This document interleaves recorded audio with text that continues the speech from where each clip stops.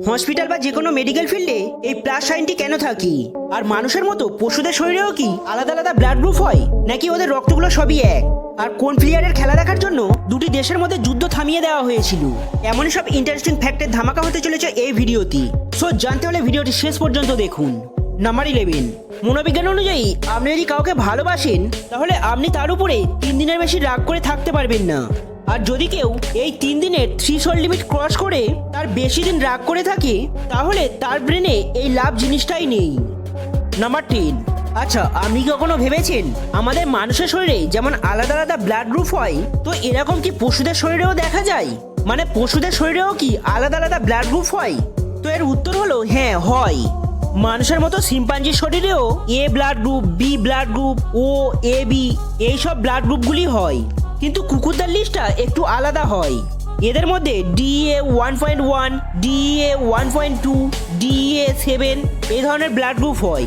আর বিড়ালদের শরীরে এ হয়, বি হয়, এ বি হয়। তবে হ্যাঁ, এই ফ্যাক্টটা শুনে এটা ভাববেন না যে আমরা বিড়ালের থেকে রক্ত নিতে পারি বা বিড়ালকে আমরা রক্ত দিতে পারি, কারণ বিড়াল আর মানুষ দুটো আলাদা জীব। এদের ব্লাড গ্রুপের নামটা এক হলেও এদের রক্তটা কিন্তু আলাদা। আর সব থেকে বেশি ব্লাড গ্রুপ দেখা যায় ঘোড়াদের মধ্যে। এদের এ, সি, ডি, কে এরকম 30টি ব্লাড গ্রুপ হয়। নাম্বার 9, আপনারা দুবাইয়ের এরকম অনেক ইমেজই দেখে থাকবেন যেখানে বিল্ডিংগুলো মেঘ ফুঁড়ে আকাশে উঠে গেছে, কিন্তু এটা আমাদের পুরোপুরি ভুল ধারণা। মেঘ এই বিল্ডিংগুলোর থেকে অনেক উপরে এক্সিস্ট করে। এখনো পর্যন্ত কোনো বিল্ডিংই মেঘেদের টাচ করেনি।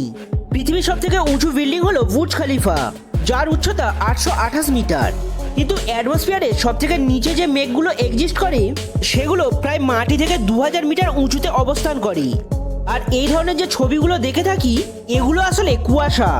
সাধারণত ঠান্ডার সময় দুবাইয়ে এই ধরনের দৃশ্য দেখা যায়। আর এই ছবিগুলো দেখে আমরা মনে করি বিল্ডিংগুলো হয়তো মেঘেদের উপরে আছে। নাম্বার 8, আপনি জেনে অবাক হবেন মাছেরাও মানুষের মতো ডিপ্রেশনে থাকে। মানে মানুষ যেমন ডিপ্রেসড হয়ে থাকে তেমন মাছেদের ক্ষেত্রেও same. They can also suffer from depression. Number 7, এই জায়গাটিকে দেখুন। মাচু পিচ্চু নামের এই ঘুরতে যাওয়ার জায়গাটিতে যদি কেউ কোনো রকমের ড্যামেজ করে, মানে কোনো কিছু ভাঙা বা কোনো কিছু ছেঁড়াছিড়ি করে, তাহলে তাকে একটা পেনাল্টি করা হয়।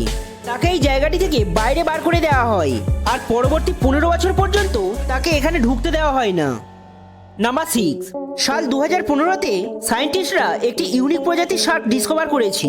আর এই শার্ক সম্বন্ধে একটি অ্যামেজিং ফ্যাক্ট হলো এরা অন্ধকারে জ্বলতে পারে। এই শার্কটির নাম হলো নিনজা লেটার্ন শার্ক। নাম্বার 5, সময় জানার জন্য আমাদের ঘড়ি দেখতে হয়, কিন্তু একটি স্টাডিতে দেখা গেছে কুকুরদের মধ্যে এমন কিছু নিউরন থাকে যার ফলে তারা ঘড়ি না দেখেও সময় অনুমান করতে পারে। নাম্বার 4, 1969-এ নাইজেরিয়ার ব্রায়াফানের মধ্যে সিভিল ওয়ার চলছিল। আর এই সময় ব্রাজিলের একটি এক্সিবিশন ম্যাচ চলছিল যেখানে ব্রাজিলের একটি বিখ্যাত ফুটবলার পেলের খেলা দেখার জন্য এই সিভিল ওয়ারটিকে 48 ঘন্টার জন্য বন্ধ রাখা হয়েছিল।